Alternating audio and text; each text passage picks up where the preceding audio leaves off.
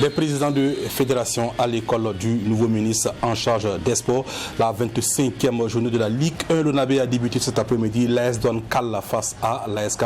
Et en Coupe du Faso, ça passe pour COSAF et ça cale pour le Real du Faso.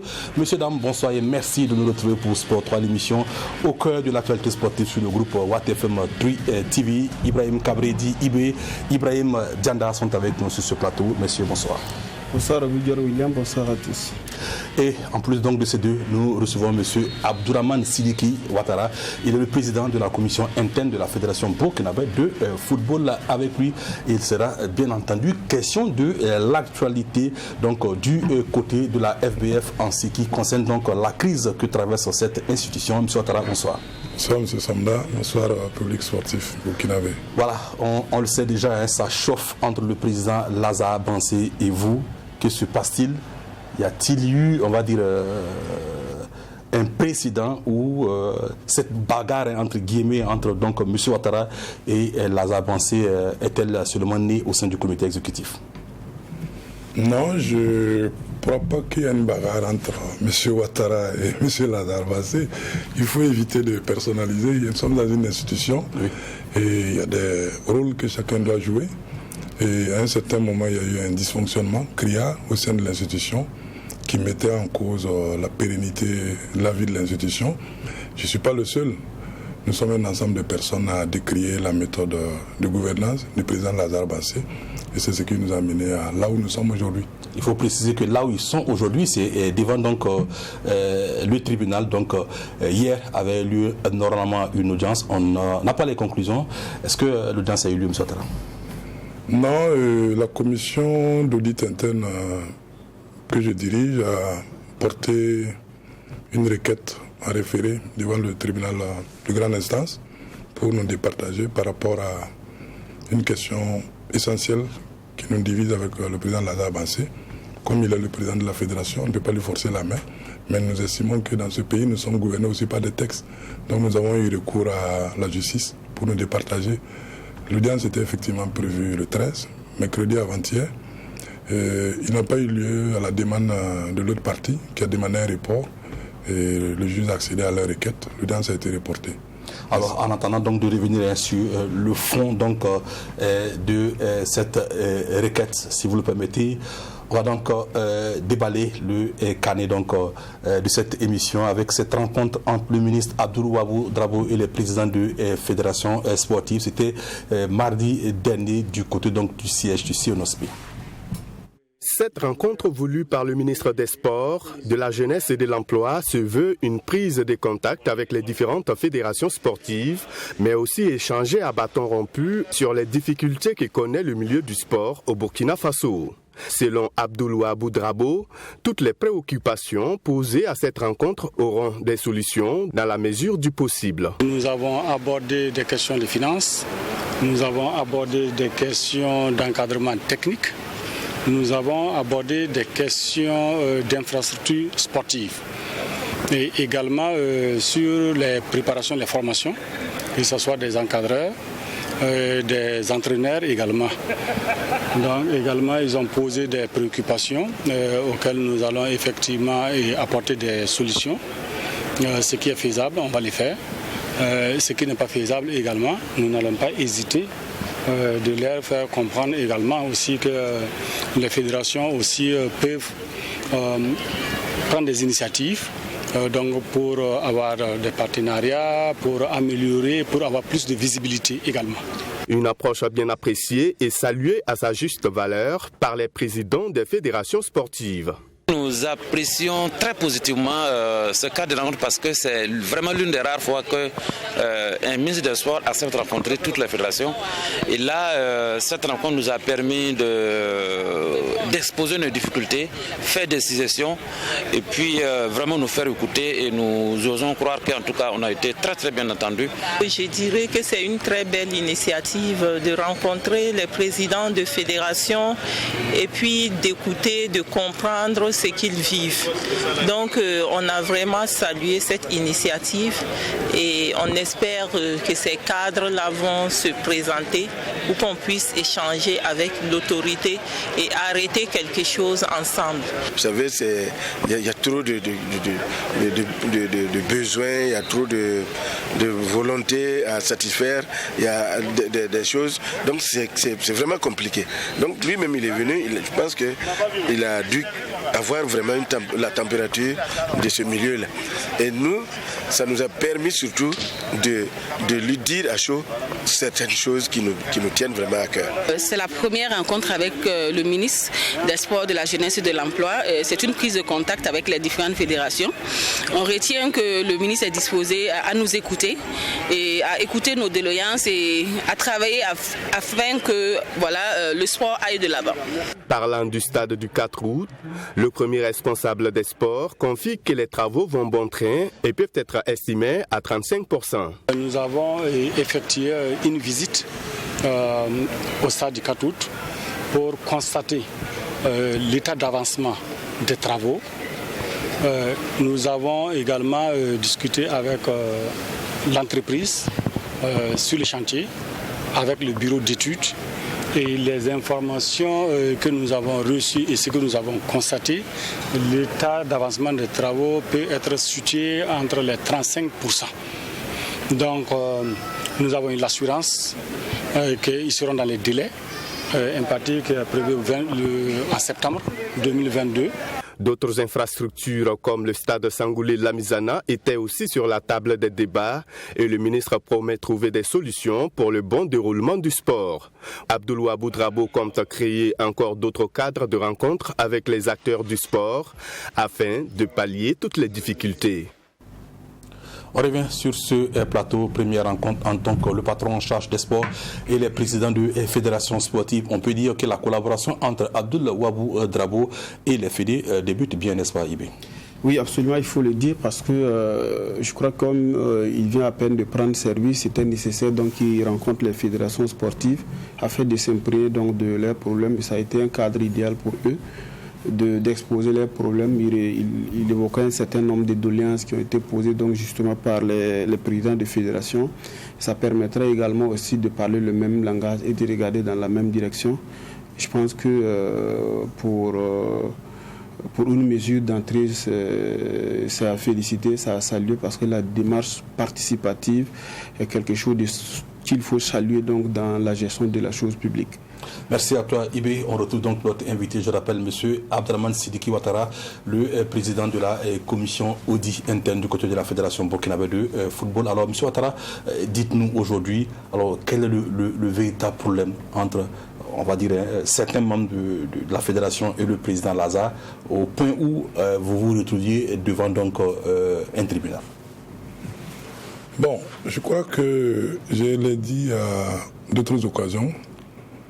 Le problème actuel, la crise qu'on constate au sein de la fédération est liée à un certain nombre de manquements par rapport aux textes et aux documents fondamentaux qui gouvernent, qui régissent la gouvernance de la fédération. Vous vous souviendrez qu'en octobre 2021, oui, il y a eu 4 membres du comité exécutif qui ont été limogés et révoqués et qui ont eu recours à la justice pour être rétablis dans leurs droits. Et je n'ai pas compris pourquoi depuis, il s'en est enchaîné un ensemble de mesures en porte-à-faux avec les textes. Quelles mesures par exemple?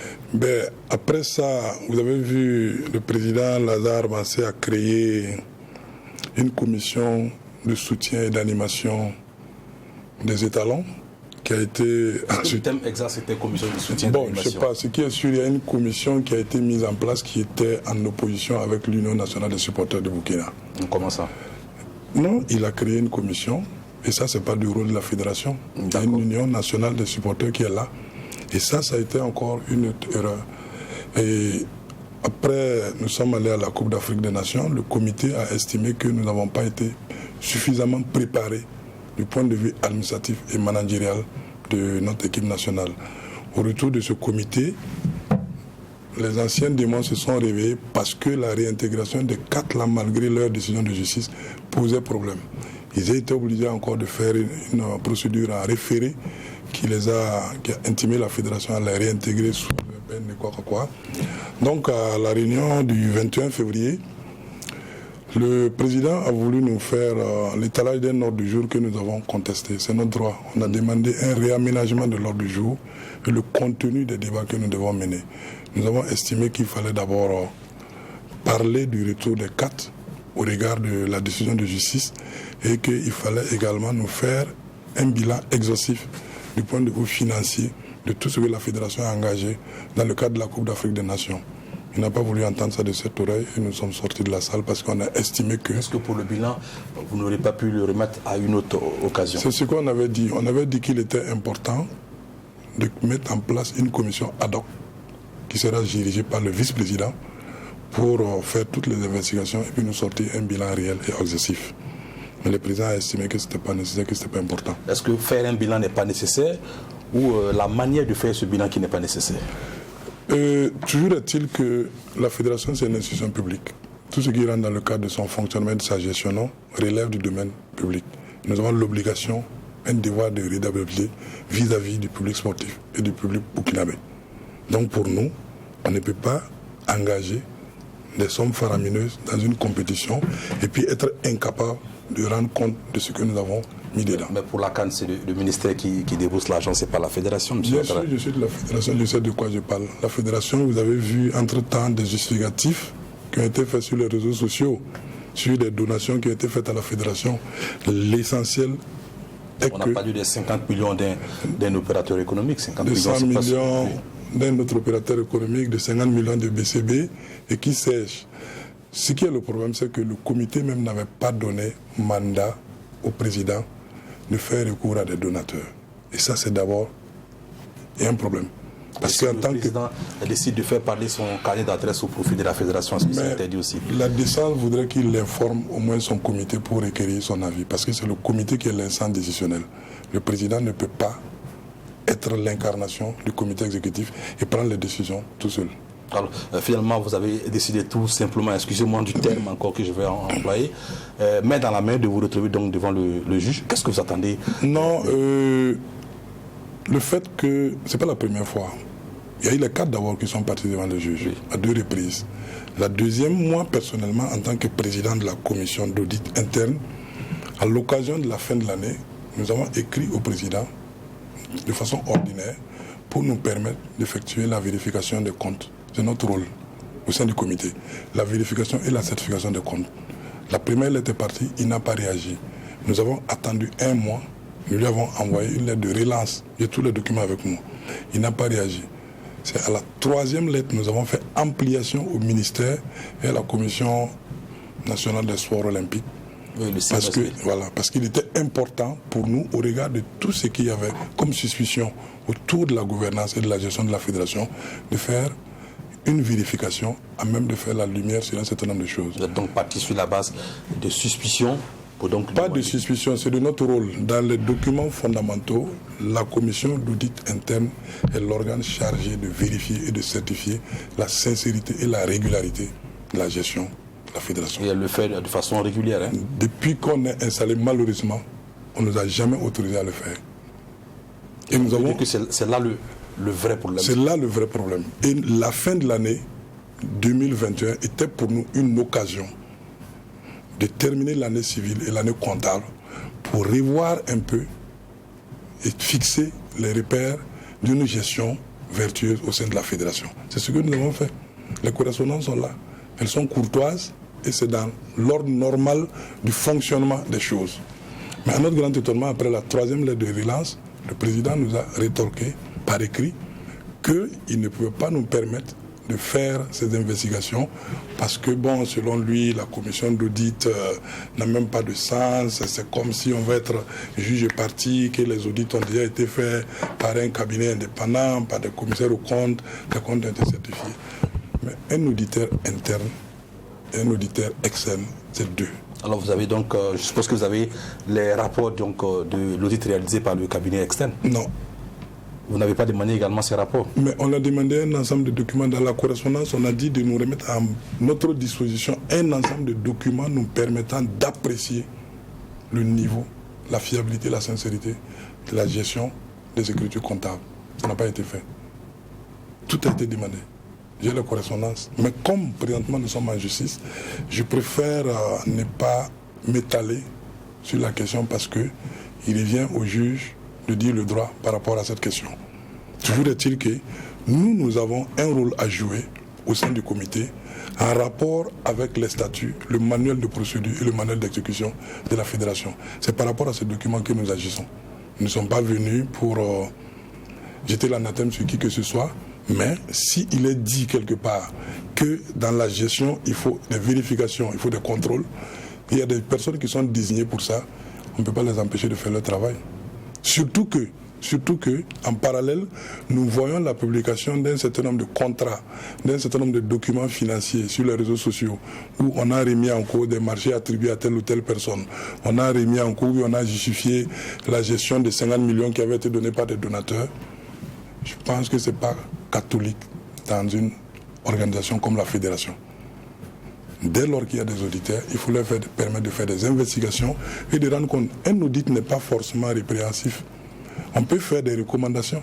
S'il y a des vices de procédure, s'il y a des dérives, on fait des recommandations, on donne des directives pour corriger. Ce n'est pas forcément pour sanctionner qu'on part faire un audit. Certainement pas pour sanctionner. Voilà. Soit alors on vous retrouve tout à l'heure, on parle football, parce que c'est bien entendu de cela qu'il s'agit, puisque vous êtes donc, on va dire, à la Fédération burkinabé de football. Et le football, ça se joue sur le gazon et non dans les tribunaux, n'est-ce pas? Je suis président de Jeunesse Club de Bobo. Oui. Je suis fondateur de Olympique Sport de Saint-Gouin. Oui. Je suis président de Espoir de Ouara 2000. Oui. Et je suis propriétaire de Siani Sport. Sur la même tête. Sur la même tête. Donc c'est pour vous rassurer que mon activité à la fédération, c'est d'abord en tant que sportif. Et mon combat, c'est de défendre le rayonnement du sport burkinabé.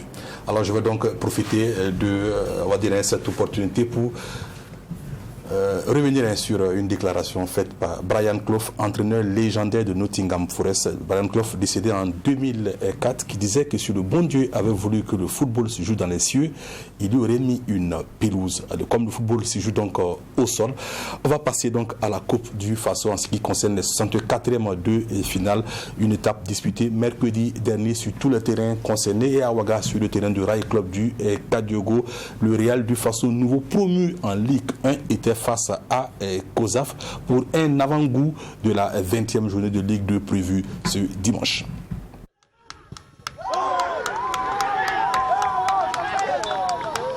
Ça passe à l'issue de la séance des tirs au but pour COSAF FC. Opposé au Real du Faso pour le compte des 64e de finale de la Coupe du Faso, les académiciens de Nioko enfilent le bleu de chauffe et bousculent sérieusement les néo-promus à la Ligue 1.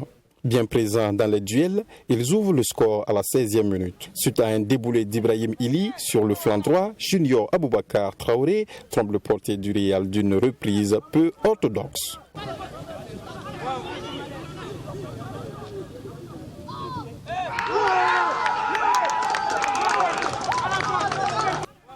Un but à 0 en faveur des poulains du coach Zanjouès Baya, score qu'il conserve jusqu'à la fin de la première période. En seconde partie, les COSAFiens maintiennent le rythme et passent tout près de doubler la mise suite à ce coup franc de Razak Sanon.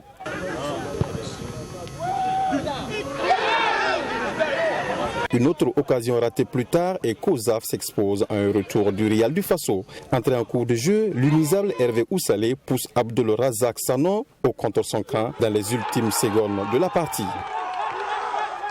Il faut donc recourir à la séance des tirs au but pour départager les deux formations. Dans cet exercice, les COSAFiens se montrent les plus adroits et réussissent 3 tirs contre 2 pour leurs adversaires, composant ainsi leur ticket pour les 32e de finale. C'est bon pour la suite parce que c'est une équipe déjà qui est en première. J'étais certain que cette équipe n'allait pas être concentrée comme elle devait être concentrée si la lutte n'était pas finie. Et aujourd'hui, c'est un gros bonus. On va se concentrer, travailler pour voir si on peut aller plus loin. Du côté du Real, on accuse certes le coup, mais on estime n'être point dessus. Pas du tout, pas de regret. La mesure, c'est un match de football. L'adversaire a mérité sa victoire. Il a eu sa chance, il a saisi. Nous aussi, on a eu notre chance, on a saisi. C'est les tirs au but, ce sont des trucs aléatoires. On s'est exercé, en tout cas, on s'est préparé pour les tirs au but. Mais ça n'a pas marché. On va continuer à travailler, on va repartir à l'école et puis continuer à travailler. Sinon, c'est pas parce qu'on est monté qu'on a négligé le match. Donc, généralement, c'est ça les gens qui disent ça. Non, on ne peut pas négliger un match de football en tant que formateur. C'est pas possible. Parce que les enfants ont besoin du jeu pour améliorer. Donc, on ne peut pas négliger un match. Avec cette victoire, COSAF se met dans les meilleures dispositions au moment de retrouver le Real du Faso sur son chemin à l'occasion de la 20e journée de la Ligue 2 ce dimanche. Un match qui servira à mieux préparer les 32e de finale prévus le 20 avril prochain. Voilà, COSAF qui se qualifie pour les 32e de finale de la Coupe du Faso. Des 32e de finale, donc les oppositions sont désormais connues puisque le tirage au sort a eu lieu hier à l'issue de la conférence de presse d'avant-match de la 25e journée de la Ligue 1 Lonabé. Après le match des 64e de finale de la Coupe du Faso, ce mercredi, la Ligue de football professionnel a procédé au tirage au sort des 32e de finale. Présents dans la salle, journalistes, entraîneurs et consultants ont tour à tour tiré dans le bocal une boîte. Vous avez vu que c'est les équipes de Ligue 2 et des équipes corporatrices qui se rencontrent. Également, on a les équipes de Ligue 2 qui se rencontrent. Et si vous regardez déjà la qualité de notre championnat en Ligue 2 et la division inférieure, la qualité qui nous donne de voir est que c'est une très bonne qualité.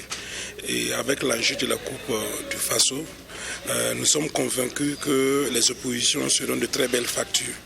À l'issue de ce procédé, on aura des rencontres très alléchantes, à l'image de Tema Bokin COSAF, Canon du Sud AEZ et Léopard AEFA, dans la zone A composée uniquement des équipes du centre. Dans la zone B composée des équipes de l'Ouest, Raimo jouera Racing Club, Bobo Sport sera face à USCO et BPS à Sia Foot. Donc il faut dire que pour cette année, vous avez déjà remarqué que la Ligue de football professionnel a procédé à un réaménagement du mode d'organisation même du championnat. Avec le contexte sécuritaire, nous avons pensé utile de ne pas faire déplacer les équipes plus de 80 à 100 km. C'est pour cela que nous avons organisé les participants à la Coupe du Faso autour de deux zones.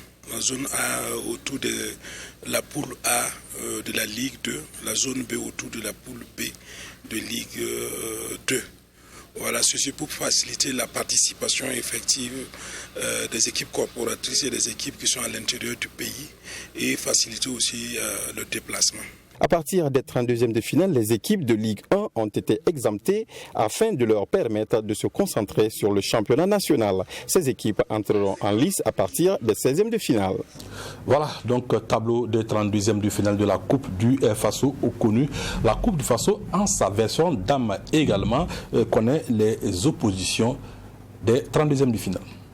La Coupe du Faso version féminine débute le 24 avril prochain sur l'étendue du territoire national. La Ligue de football féminin a procédé également au tirage au sort des 32e de finale ainsi que tout le reste de la compétition. Pour ce stade de la compétition, toutes les équipes ont été mises dans le même bloc pour avoir plus de spectacles. Mais ça s'est très bien passé. Vous étiez tous là. Toutes les équipes n'étaient pas présentes, mais une bonne partie des équipes étaient représentées. Et nous avons procédé au tirage de sort des 32e de finale. Et ensuite, nous avons aussi fait les 16e de finale jusqu'au 8e de finale. Bon, à partir des 8e de finale, nous allons retenir les 4 meilleurs qui vont affronter maintenant les 4 premières équipes du championnat et de première division féminin. Et pour maintenant continuer le reste de la compétition. Et cela, c'est pour permettre quand même aux équipes de nous donner un football un peu plus compétitif au plus haut niveau. À l'issue du tirage, on aura entre autres des oppositions comme Uzo Dam contre Ayongo, Asek de Koudougou Dam jouera Nas féminin et les Gazelles seront face aux Rennes. Des matchs à suivre à partir de 7h30 sur les différents stades. Oui, à ce niveau, c'est vrai que c'est un ensemble des clubs de deuxième division et de première division et d'une partie de la première division. Plus un club qui n'est pas encore affilié mais qui veut déjà se faire ses premiers pas dans le monde du football féminin. Et ce seraient des matchs plus ou moins équilibrés. Il y en a qui sont à l'apprentissage, donc ne soyez pas surpris qu'il y ait certains c'est un score un peu fleuve, mais je pense qu'on tirera notre épingle du jeu. Les équipes comme Étincelle, USFA Dam, Danta, RCB évoluent en première division entreront en lice à partir des 16e de finale. On peut donc dire ce qui concerne les Coupes du Faso, par la Coupe du Faso, puisqu'il y a la version dame, donc les Coupes du Faso sont définitivement lancées. La succession de l'ASFA Yenenga chez les hommes et de l'USFA chez les dames est donc ouverte. IB, les Ligue 1 ne sont pas encore concernées, c'est d'abord les équipes corporatives et les Ligue 2. Ça devrait encore chauffer dans un dernier tour avant, bien entendu, l'entrée des grands. Oui, normalement, mais déjà, il faut féliciter la Ligue de football professionnel pour l'organisation de l'ensemble de ces compétitions parce qu'on est à la 32e de finale. Oui. Il y a eu les 64e de finale. Et avec le contexte qui est le nôtre actuellement, c'est très difficile, non seulement pour les installations, mais également aussi pour le corps arbitral et tout le monde qui ça mobilise autour donc, de l'organisation d'un match. Et déjà, on est à la 32e de finale et pour l'instant, il n'y a pas de grand couac relevé. Déjà, il faut les saluer et les féliciter. Hormis un match qui n'a pu se tenir parce qu'aucune des deux équipes n'avait des assurances. Oui, ça c'est toujours la tâche noire des 64e de finale. Mais je n'oublie pas de rappeler aussi que le Bafougi, les gars, a signé forfait 3-4 fois de suite il y a quelques saisons. Oui. Donc en coupe du Faso. C'est pour dire qu'il y a toujours des équipes qui s'inscrivent mais qui ne partent pas au bout de leur logique. J'espère que ce que j'ai dit ne déplaît pas à M. Ouattara, mais ton exemple n'a pas de raison. C'est pour dire que ça sent de l'agression. D'accord. Ça sent de l'agression. Je m'en excuse, mais c'est pour dire simplement qu'à ce stade de la compétition, il y a des équipes qui s'inscrivent juste pour s'inscrire.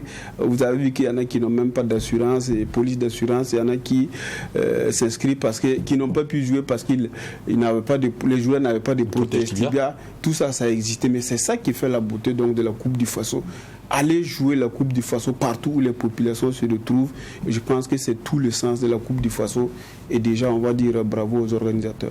Alors, Djanda, c'est sûr, je reste persuadé que tu n'as pas suivi ces matchs de 64e de finale, mais qu'à partir des 32e jusqu'à la finale, tu ne manqueras aucun tour, certainement, et que déjà cela permettra de savoir qui...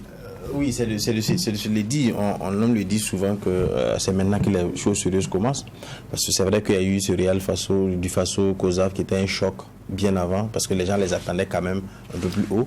Le tirage au sort les a opposés, l'un est resté. Maintenant, c'est le dernier carré avant, bien sûr, que les Ligue 1 ne rentrent dans la danse. On sait qu'à partir de ce moment, ils rentrent souvent aussi très fébriles parce que c'est la dernière ligne droite du championnat à gérer. Et face à certaines équipes dont la Ligue très en forme, même s'ils savent que peut-être le championnat, peut-être la montée ne sera pas forcément claire, il y a au moins peut-être un grand coup à jouer. C'est pour dire que, pour revenir un peu à ce qu'Yves a dit, côté organisation, c'est de féliciter un peu les acteurs qui ont pu le faire. Parce que non seulement à la question de sécurité, à la question donc, des infrastructures sportives, on le sait, souvent ça se joue donc sur des terrains vraiment pas du tout agréables donc, à faire développer un beau football. Sans oublier également, quand on le dit, même les petits soucis que M. Ouattara disait ici, c'est un climat un peu qui peut un peu détériorer un peu la chose, mais on sent que malgré qu'il y a des petits soucis en bas, sur le terrain en tout cas, on ne sent pas que ça donne des effets. Et je pense qu'à partir de là, c'est de saluer l'esprit. Moi, je veux saluer l'esprit des premiers acteurs qui sont dans cela. C'est-à-dire on peut ne pas peut-être être d'accord ensemble sur un certain nombre de points, mais quand même sur le terrain, on arrive à s'entendre pour que la chose pour laquelle nous sommes là puisse continuer. Donc c'est un clin d'œil, donc juste pour saluer la Ligue et tout ce qui sont Ibrahim Djanda, je sais également que tu as pas mal de questions, pas mal d'éclaircissements que tu aimerais avoir de la part de M. Ouattara concernant bien entendu toute cette procédure judiciaire qui est en cours actuellement du côté de la Fédération burkinabé de football. Donc moi personnellement, c'est pas quand ça arrive à une question de justice, c'est maintenant on attend peut-être que le juge dise le droit, on va pas rentrer là-dedans. Moi c'est de regretter juste pourquoi on en est arrivé jusque là, parce que si quand je regarde un peu le bureau exécutif au sorti des élections donc de M. Lazare Bansé, à l'exception peut-être d'un seul membre qui était peut-être du Challenger, du côté donc l'équipe du Challenger, parce que tous les membres, peut-être y compris M. Ouattara, ce sont des personnes qui ont soutenu bien sûr la candidature de M. Bansé. et bien sûr qui ont été donc mis donc dans ces équipes-là pour conduire les destinées donc du football burkinabé pour les 4 ans.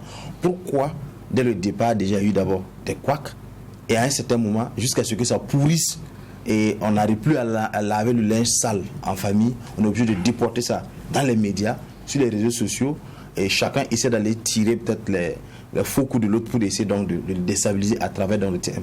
Pourquoi on en est arrivé là? Est-ce de façon concrète des promesses de campagne non tenues ou bien peut-être on a juste voulu créer des postes pour vous mettre ou bien vous avez été dupé entre griffes pendant la campagne et vous avez suivi peut-être quelqu'un que vous ne croyez pas de façon sincère, peut-être parce que les gens veulent comprendre, beaucoup n'arrivent pas à comprendre ça. Également, je veux comprendre ce qu'il aussi veut comprendre et je reste persuadé que M. Ouattara pourra nous...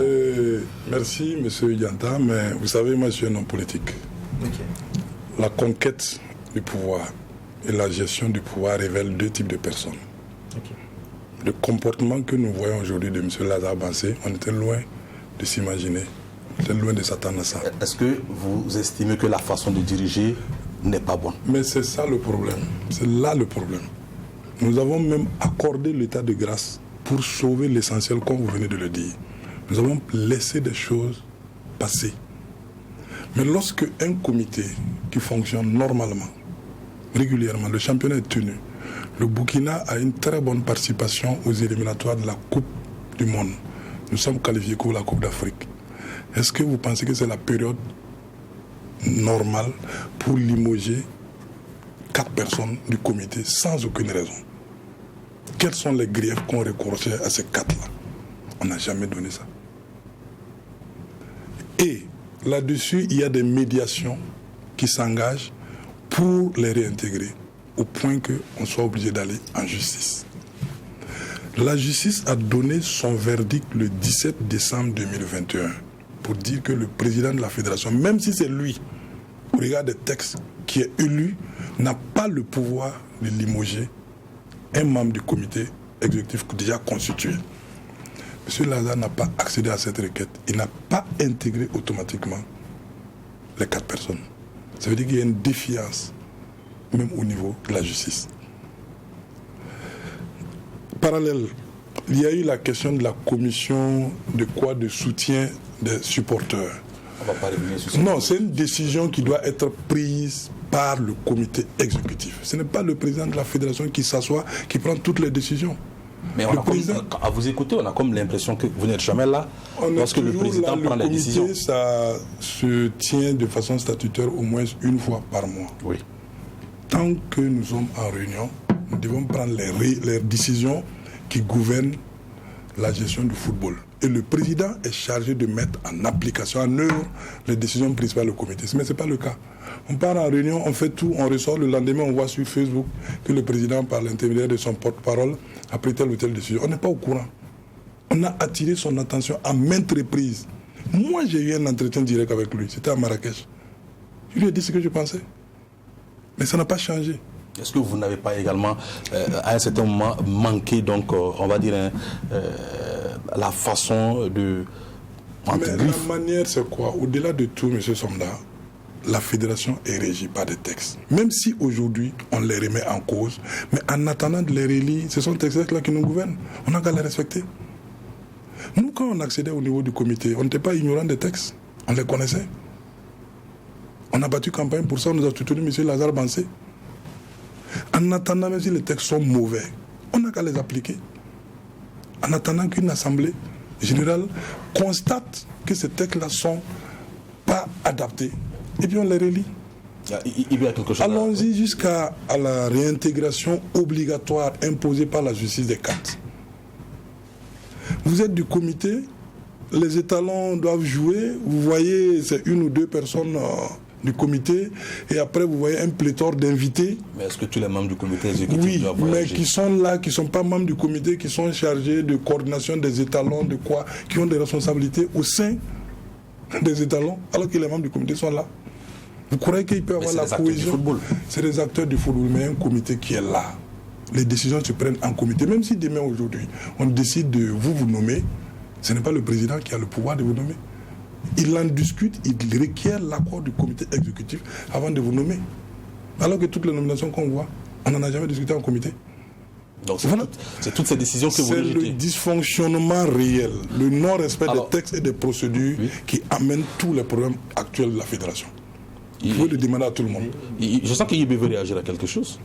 Mais je suis ouvert. Non, en fait, je suis avec beaucoup d'intérêt donc l'argumentaire de M. Ouattara. C'est intéressant. Je suis d'accord avec lui qu'effectivement, dans le fonctionnement de toute institution, il faut aussi aller avec les textes donc, qui régissent son fonctionnement et aussi faire avec l'équipe qu'on a. Maintenant, il ne faut pas aussi occulter que la crise, elle ne commence pas, surtout avec la révocation des cartes. La crise, elle a commencé bien avant. Voilà. Vous allez être d'accord avec moi que bien avant ça, il y a eu quand même des velléités du renversement du président. C'était quand Oui, on a vu, on a été mis au courant depuis l'Assemblée générale de Tinkodogo en août déjà. Il y avait déjà ces velléités. Alors, je ne dis pas que vous êtes activement partie prenante de cette démarche, mais il y a eu des actes qui ont été posés dans ce sens. Des démarches ont été faites dans ce sens. À partir de ce moment, il s'est invité une sorte de méfiance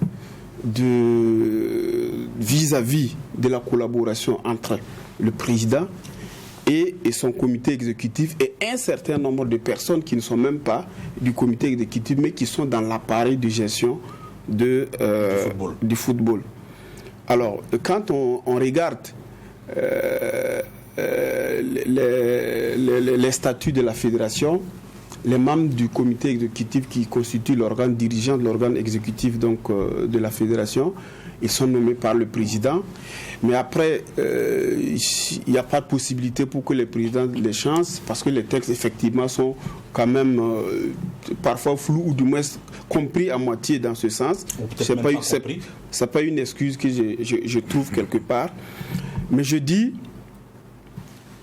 toutes les décisions qui sont intervenues après, je pense aussi que c'est la conséquence des démarches qu'on a pu observer depuis un certain moment. Parce que ce qu'il ne faut pas oublier aussi, M. Bansé paye peut-être aussi, j'ai envie de dire, son rapprochement avec ses adversaires d'hier. Il y a eu le rapprochement, on sait que ça ne plaît pas. Mais la meilleure façon de diriger, c'est de rassembler. C'est de rassembler. Maintenant, ça, ce n'est pas bien compris par ses amis qui l'ont soutenu hier. Je ne sais pas s'il partage ce point de vue ou ne partage pas cette démarche, puisqu'il a un argumentaire qui... Mais moi, je dis, tout ce qui est intervenu à un moment donné participe à la conséquence directe de ce qu'on a pu observer. Alors, à t'écouter, j'ai comme l'impression qu'il y a une grande méfiance entre il y a une méfiance absolue qui s'est installée. Je peux parler. Oui, allez-y. Vous avez fini? Allez-y. Donc, il y a une méfiance qui s'est installée. Même quand, par exemple, on parle de respect des textes, oui, d'accord, et même la question d'audit qu'on veut faire et qu'on est obligé de se trimballer en justice pour le faire, est-ce qu'on a besoin d'en arriver là? Moi, je me pose des interrogations parce que tout ce qui est fait, depuis tout ce qu'on est en train d'observer depuis là, que ce soit les réintégrations, que ce soit tout ce qui est envoyé et relié par des médias, et aujourd'hui, on en arrive à trimballer la fédération en justice pour qu'elle accepte qu'on fasse un audit.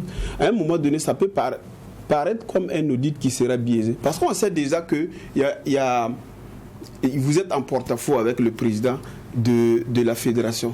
Et c'est à ce moment-là que le besoin d'auditer intervient et avec acuité. Et donc, du coup, on est d'accord qu'il faut respecter les textes, mais quand on est dans une situation de crise, il faut aussi peut-être comprendre l'attitude de celui qui est en face et qui a peur aussi d'être déstabilisé ou du moins qui a peur d'être renversé et qui pose les actes avec beaucoup de méfiance. M. Ouattara ? Bon, j'apprends avec beaucoup de surprise quand il dit qu'il y a eu des tentatives de déstabiliser, je ne suis pas au courant. Honnêtement, M. Lazare n'est pas, heureusement qu'il vit toujours, pour lui demander. Je crois que j'étais quand même très proche de lui. Et comme beaucoup d'autres. Et moi, j'estime que... Monsieur Ouattara, j'ai encore une question. Il y a eu 4 révoqués en octobre, ça a fait du bruit. Il y en avait eu un en février 2021, il n'y a eu aucun bruit. Autrement dit, les membres du comité exécutif ne sont pas logés à la même enseigne. Février 2021, il y a eu le 4e vice-président chargé des finances avait été révoqué. Oui. Il n'y avait eu aucun bruit. Le 4e vice-président des finances, à la personne de M. Kafando, oui. Nous l'avons appris sur les réseaux sociaux. Je crois que ce jour, Salitas jouait contre les Soudanais. J'étais au terrain. J'ai appris que le financier de la fédération a été révoqué. Je n'ai pas compris, parce que je ne sais pas si c'est lui qui a démissionné ou bien c'est M. Lazare qui l'a révoqué. Mais au comité, on n'en a pas parlé.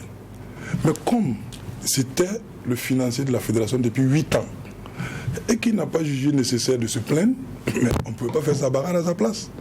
On ne pouvait pas faire sa bagarre à sa place. Peut-être que c'était un accord entre eux. Nous, on est venu le trouver. Mais ça ne respecte pas les textes ou de... Nous, on est venu le trouver, mais maintenant, si lui, il ne s'est pas plaint de son départ, ce n'est pas nous. Vous êtes donc coupable, on va donc coupable d'une forme de violation du texte. On n'a pas compris pourquoi il est parti, parce que lui-même, il n'a pas été communicatif sur la question. Est-ce que ça suit les textes? Mais on est libre d'adhérer à un comité. Il peut démissionner. Il n'a pas démissionné. Mais il ne l'a pas dit. Il n'a pas dit qu'il a été révoqué. Les 4 qui ont été révoqués, ils avaient 72 heures pour saisir la justice. Ils l'ont fait. La commission d'appel, qui est une organe de choses, de la fédération. Alors moi, il a saisi. Je vais suivre un peu ce que Ibé a dit. Est-ce que finalement, toutes les tensions qu'il a pu avoir n'ont pas amené le président Lazare Bansé à développer, on va dire, une forme de méfiance vis-à-vis de vous? Est-ce qu'autrement dit, il ne voit pas en cette qui venez de dire ici qu'en tant que manager, il doit être un rassembleur. Un responsable premier doit se mettre au-dessus de la mêlée. Moi, c'est mon opinion. Il doit se mettre au-dessus de la mêlée et savoir concilier les divergences malgré les difficultés qu'il rencontre. À un certain moment, même s'il faut faire un marquage au corps à corps comme en football, pour changer les positions, M. Lazare Bansé devrait le faire pour fédérer tout le monde autour de lui. Et ça, j'en ai discuté avec lui. Je l'ai félicité personnellement pour la main tendue à l'autre camp. Mais pendant que tu tends la main à tes adversaires, dire comme lui l'a dit, tu ne peux pas piétiner ceux qui t'ont porté à la tête de la fédération. Donc vous estimez que vous êtes piétiné? Non, c'est pas moi. Moi, il ne m'a rien fait, il ne m'a pas limogé. Pendant que tu tends la main à tes adversaires, ce ne serait pas au détriment de ceux qui t'ont porté à la tête de l'institution. Ça aussi, ce n'est pas logique. Donc ce climat de méfiance, ce climat de suspicion généralisée, c'est lui qui l'a créé. Je suis désolé, mais c'est lui qui l'a créé. Tout ce qui ne va pas, c'est Lazare. Alors, monsieur, si vous permettez, on va aller très vite. Parce que... Une question par rapport à ça de façon concrète, parce que nous aussi, nous sommes dans la rue, nous écoutons un peu ce que l'homme de la rue dit. On dit peut-être que parce qu'il a piétiné peut-être le soutien combien insurmontable de M. Sita Sangaré qu'il a poussé, qu'il a presque déposé à la tête de la fédération, qu'il a tourné le dos à ce monsieur-là, et c'est là maintenant que viennent tous ces malheurs. Bon, vous qui êtes peut-être de cette zone qui avait soutenu Lazare Bansé sous peut-être l'impulsion donc de monsieur Sangaré. Est-ce que, je finis, est-ce que vous vous inscrivez, c'est peut-être parce qu'il a fermé peut-être à votre mentor dire que vous êtes tous en guerre contre lui? Bon, d'abord, il faut savoir que je n'ai pas de mentor dans le milieu du football. Parce que moi-même, je suis grand. Ok, je m'assume. Mais si vous avez suivi l'installation du comité actuel, tout le monde a tenu un discours de paix, d'union. Les gens ont dit que la campagne est passée, ce n'est pas derrière. Maintenant, c'est dans l'union, c'est dans l'unité que nous allons tous travailler pour le développement du football. J'étais là, ça a été dit. Donc pour moi, les considérations liées à la campagne sont passées, c'est du passé ça. On passe ça. Et c'est pour ça que j'interpelle le leadership de M. Lazare Bansé, qui a été porté à la tête de notre fédération, qui se devait de tout faire pour créer cette fédération des acteurs de football autour de lui. Et là, à ce niveau, j'estime qu'il a prêché. Vous regrettez de l'avoir choisi, de l'avoir soutenu? Aujourd'hui, quand je regarde l'état actuel des rapports entre le monde sportif, je regrette. Mais si je n'avais pas peut-être pris l'engagement de le soutenir. Peut-être que moi-même je ne serai pas au niveau du comité. Parce que je peux dire que c'est lié à lui. C'est pour ça que j'ai participé à un comité. C'était pour l'aider. Mais aujourd'hui, je regrette qu'on en soit arrivé à ça parce que c'est des choses qu'on aurait pu éviter. Alors non, on va continuer parce qu'il y a pas mal de choses dans l'actualité. Ce n'est pas que ça l'actualité aujourd'hui, mais monsieur, tu permets, alors on va demander à la régie de bien vouloir nous faire une petite rallonge de quelques minutes afin qu'on puisse boucler. Mais avant, on parle donc 25e journée de la Ligue 1 Lonabé, une 25e journée qui a débuté donc cet après-midi, mais il y aura d'autres matchs demain et samedi. Pour faire le point donc des rencontres de demain, Assami Thiem Touré était à la conférence de presse d'avant-match, récit donc de Yacine Sawadogo. Flamboyante il y a une année, avec en prime le titre de champion, l'AS Sonabel connaît un présent exercice difficile, loin du niveau affiché la saison dernière. 13e au classement avec 28 points, les électriciens comptent seulement 2 points de plus sur le RCB, le premier relégable. Grand artisan du sacre de la saison dernière, le coach Mohamadi Bagué a été remercié et remplacé par Adama Yanogo. À la veille de la 25e journée du championnat, le nouvel entraîneur entend jouer toutes les rencontres à fond, à commencer par la première pour lui face au leader, l'ASFA Nyenenga. Bien, c'est le leader, effectivement, c'est l'ASFA Nyenenga. Bon, mais je pense que au stade où on est, et toutes les équipes pour nous, il faut les jouer à fond. Voilà. L'ASFA Nyenenga, c'est une bonne équipe. Ils ont en tout cas pris une bonne envergure, surtout au niveau de la phase retour avec le coach. Bon, mais nous aussi, on a le dos au mur. Et on est obligé de donner tout ce qu'on a pour prendre les points et qui vont se présenter à nous. Face à la vieille dame, le coach Adama Yanogo ne part pas en territoire inconnu. Donc c'est un match qu'on va aborder avec beaucoup plus de sérénité et de l'envie nécessairement. Donc on connaît la grandeur de l'équipe, voilà, on connaît le tempérament du coach et ce qu'il donne comme ce qu'il transmet à ses joueurs pour qu'ils soient très motivés sur le terrain. Donc tout ça, c'est à nous de pouvoir savoir négocier tous ces aspects-là pour pouvoir ressortir avec quelque chose. En panne des résultats, 3 matchs nuls d'affilée, l'ASFA Nyenenga ne respire certainement pas la sérénité. Du côté des Impasgo, on ne veut absolument pas laisser place au doute, d'autant plus que le dauphin, l'étoile filante, reste à l'affût. Et on n'est pas dans le doute. Voilà. On sait qu'on est dans le dur. Parce que faire 3 matchs nuls, c'est pas facile. Voilà, c'est pas facile. On est dans le dur, mais nous, les entraîneurs, on doit faire en sorte qu'à chaque match, les joueurs là, puissent être à un niveau vraiment bien et que le doute ne s'installe pas. Mais ce que j'ai vu dans la semaine, on n'a pas de doute. On est en train de s'apprêter, voilà, pour ne pas faire les erreurs qu'on a eu à commettre. Leader du classement avec 41 points, l'ASFA Nyenenga entend renforcer son avance. Si l'AS Sonabel peut avoir la tête de la proie facile, les Nyenenguistes se méfient malgré tout d'un éventuel sursaut d'orgueil de cette équipe. Nous, aujourd'hui, on va jouer avec eux le samedi là contre les champions. Donc on va avec toutes les dispositions nécessaires pour pouvoir gagner. Voilà. Sans sous-estimer, sans dire ils sont comme... Non. Parce qu'il faut respecter son adversaire. Et je pense que quand une équipe change, comme je l'ai dit, d'entraîneur comme ça, voilà, ça peut amener un électrochoc, pousser les joueurs à montrer qui ils sont par rapport à leur nouveau entraîneur. Donc pour moi, ça peut être un match piège si on ne fait pas attention. En course pour le titre, l'ASFA Nyenenga se doit de mettre fin à la disette qu'elle connaît depuis quelques journées. Passer le cap des électriciens pourrait lui permettre de se rapprocher davantage de son objectif. Pour l'AS Sonabel, il s'agira de lancer l'opération maintien car avec seulement 2 points d'avance sur le premier relégable, le spectre de la relégation plane sur les têtes des champions en titre. On revient sur ce plateau. Donc demain, Asfayininga AS Sonabel pour l'Asfayininga. Comme vous pouvez donc l'entendre, il s'agira de conforter sa position de leader et la Sonabel de s'éloigner de la zone rouge. Cet après-midi, en première au stade municipal Issoufou Kolombo, l'AS Douane a été donc contraint au partage des points par l'ASK. Les douaniers qui ont marqué très tôt dans la rencontre dès la 8e minute, un but de Michel Batibou, but que vous allez voir tout à l'heure. Mais avant, il y a eu quand même pas mal de ratés du côté de cette équipe donc de l'AS Douane. Le but donc de Gabelou qui certainement fera encore parler. Le voici ici. Donc un ballon donc qui va dire disputé de façon un peu trop à l'irrégulière entre le gardien de l'ASK et Batibou. But accordé donc par l'arbitre central. Voilà donc 1-0 pour l'AS Douane. Mais les douaniers qui finiront par se faire donc rejoindre le Marquois par l'ASK. Un but partout entre les deux formations. On écoute Yaya Kone, le coach de Gabelou. Bon, écoutez, moi je pense qu'on ne peut pas parler des aléas. Les aléas, c'est pour les deux équipes. Non, c'est pas ça. Le tournoi du match, on a eu l'occasion du début, du 2-0. Voilà. Le football, on ne va pas réinventer le football. Voilà. Le football, ça a été toujours comme ça. Quand il y a des occasions franches, tu ne marques pas pour te mettre à l'abri. Après, c'est ça, c'est comme ça se paye cash au football. On a payé cash. Voilà, c'est tout. C'est tout. Il n'y a pas grand-chose à dire.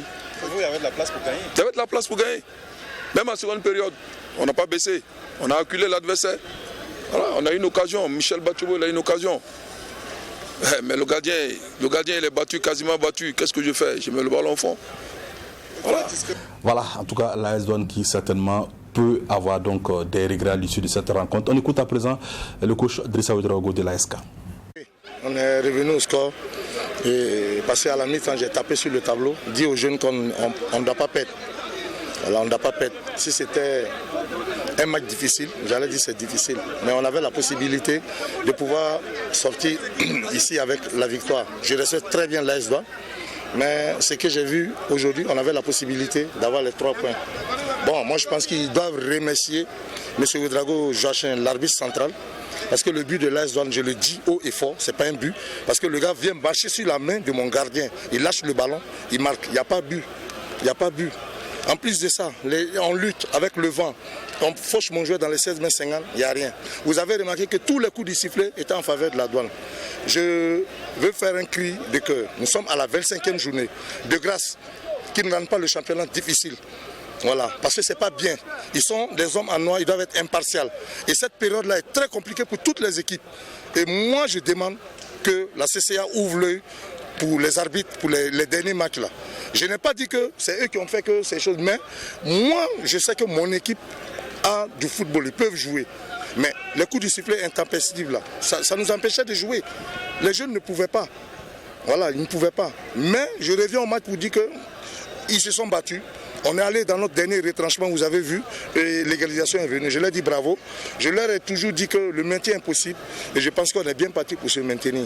Voilà, un partout entre l'AS Douane et l'ASK. Monsieur, si vous le permettez, on va revenir sur cette action donc, du but de l'AS Douane. Y a-t-il faute? L'arbitre fait-il bien d'accorder le but ou tout simplement il devait donc refuser? Si la réalisation le permet, on va voir cette action tout de suite à l'antenne. Donc,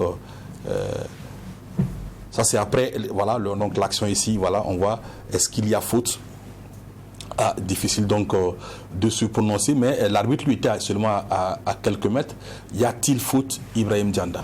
Moi j'estime qu'il n'y a pas faute, parce que le gardien n'a pas pu bien saisir le ballon. Oui. Le joueur l'a pratiquement, il était parti à terre pour prendre le ballon, mais le joueur l'a dévancé, il a pu piquer le ballon juste avant qu'il ne puisse saisir le ballon.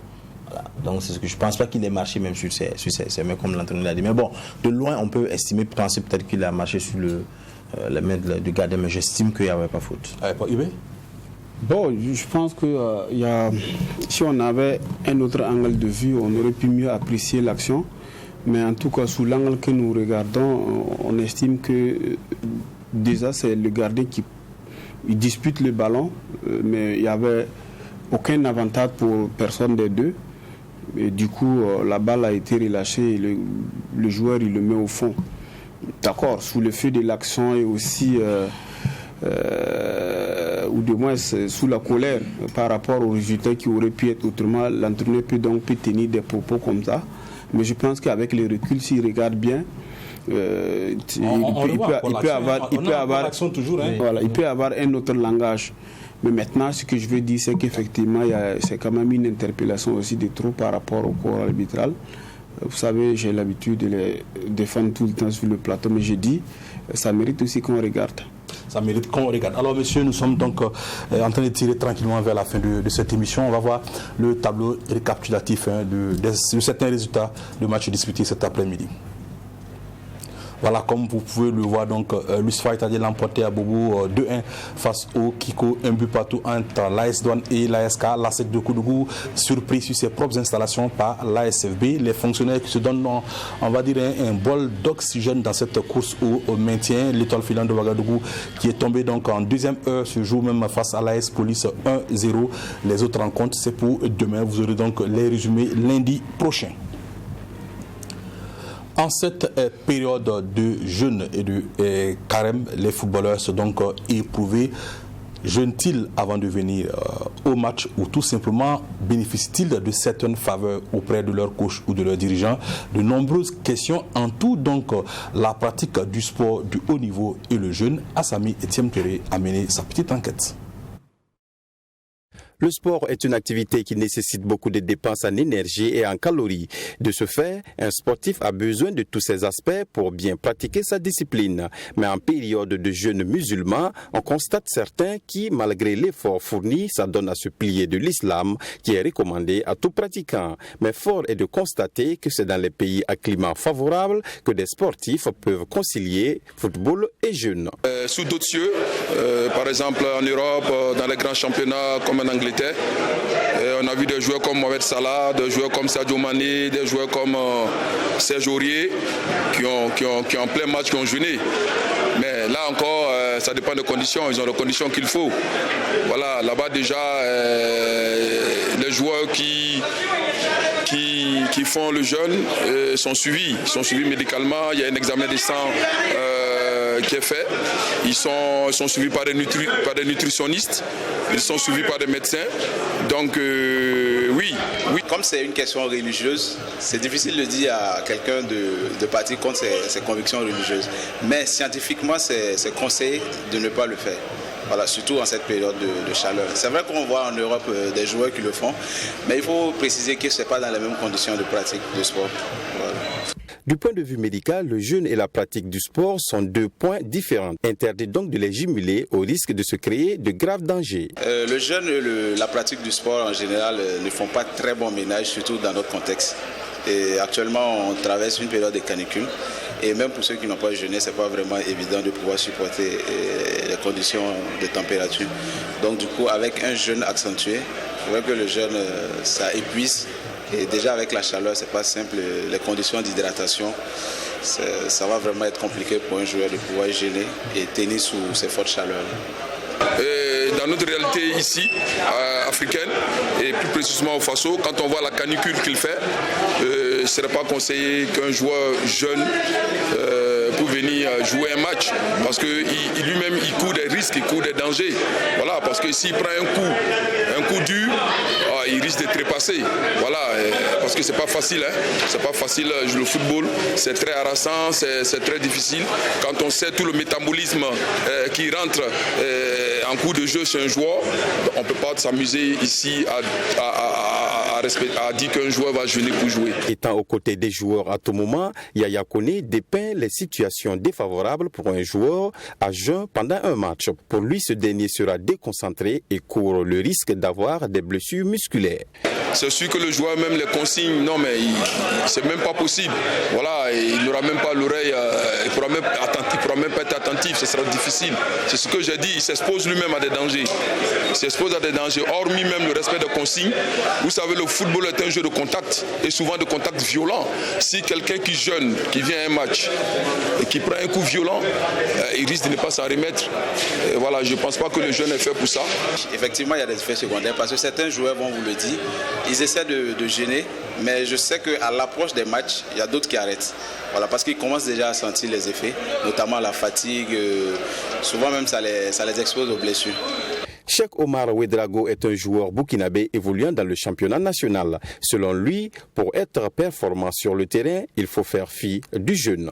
Personnellement, je n'aime pas gêner pour jouer parce que vu le championnat burkinabé, vous savez très bien que c'est très physique et jeûner pour jouer à 41 degrés, c'est très difficile. Donc moi personnellement, je n'aime pas gêner. Et quand tu gênes, il y a de la force que tu perds au fait. Voilà. Et pour être au top de ton niveau, il ne faut pas que tu gênes. Voilà. C'est vrai qu'on dit de gêner car c'est bien. Voilà, parce qu'il y a beaucoup de bénédictions dedans et tout. Mais quand vous regardez la situation, sincèrement, ça ne permet pas de gêner pour jouer. Pour permettre aux joueurs de pratiquer la religion convenablement, certains entraîneurs dans leur programme d'entraînement insèrent un plan spécifique pour les accompagner. Très souvent, je laisse une liberté à mes joueurs musulmans. Je leur permets de peut-être gêner 3 à 4 fois dans la semaine. Mais déjà à 2 jours du match, je leur conseille vivement de sursoir. Puisque d'ailleurs l'islam est une religion qui demande cela. Il est dit que si tu es dans les conditions difficiles, tu peux reporter ton jeûne. Donc c'est dit que l'islam c'est une religion assez facile.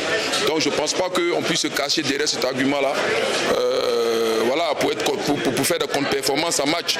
Cette année, le jeûne du Ramadan est arrivé en plein pendant la phase terminale du championnat. Une période où déjà la fatigue commence à se faire sentir pour cumul de matchs. Pour cela, on constate que rares sont ces joueurs qui acceptent de concilier jeûne et football.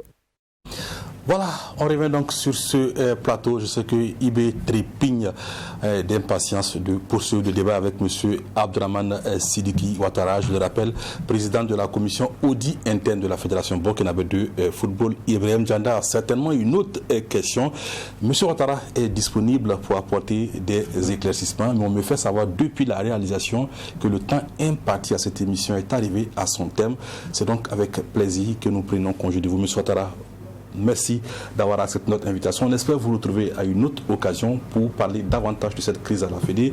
IB, aujourd'hui, toutes mes excuses, mea culpa. Je sais que tu as beaucoup à dire. Janda également. Non, les auditeurs attendent, les téléspectateurs attendaient vraiment beaucoup plus. Il faut le dire. C'est surtout eux. C'est surtout eux. Mais on va remettre ça à plus tard. C'est donc tout pour Sport 3 de ce soir. Prochain rendez-vous d'informations sportives sur le groupe Watt FM 3 TV. C'est pour lundi. Mais avant ce lundi, restez fidèles au programme de 3 TV, la télé interactive.